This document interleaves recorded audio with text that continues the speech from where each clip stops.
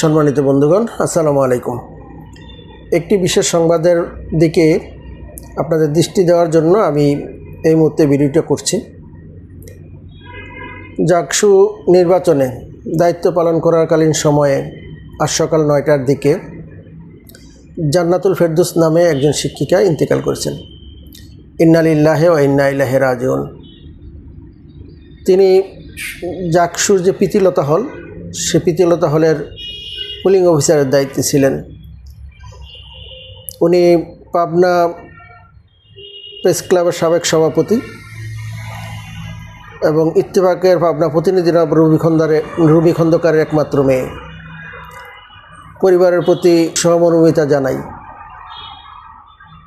কিন্তু প্রশ্নটা থেকে যায় যে আসলে মানুষের মৃত্যু তো আর কেউ বলে কয়ে আসে না, কিন্তু মাত্র এত কম বয়সে 31 বছর বয়স যার, তিনি হঠাৎ করে মারা গেলেন, এটা খুবই আশ্চর্যের বিষয়। কখনো কখনো আমাদের যে দায়িত্বগুলো, অনেক সময় আমাদের জীবনের যে স্বাভাবিক কার্যক্রমের চাইতেও দায়িত্ব পালনগুলো অনেক সময় মানসিক যে ধরনের চাপ সৃষ্টি করে, অনেক মানুষ সেই চাপগুলি নিতে পারে না।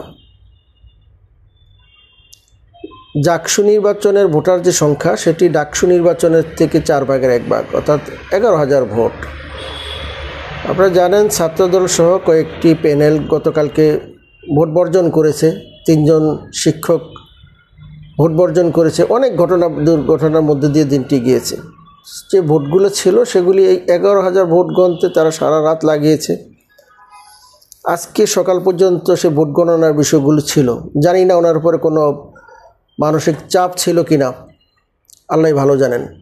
কিন্তু এত কম বয়সে একজন শিক্ষিকার মৃত্যু, তাও আবার এই নির্বাচনকে কেন্দ্র করে, নির্বাচন চলাকালীন সময়ে, সত্যি আমাদেরকে ব্যথিত করেছে।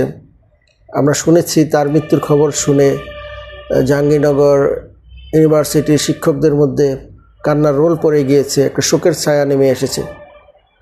পরিশেষে আমি তার আত্মার মাগফিরাত কামনা করি এবং তার পরিবারের প্রতি আমি বিশেষ শোক প্রকাশ করছি। আল্লাহ যেন সবাইকে ধৈর্য ধারণ করার তৌফিক দান করেন। আমিন।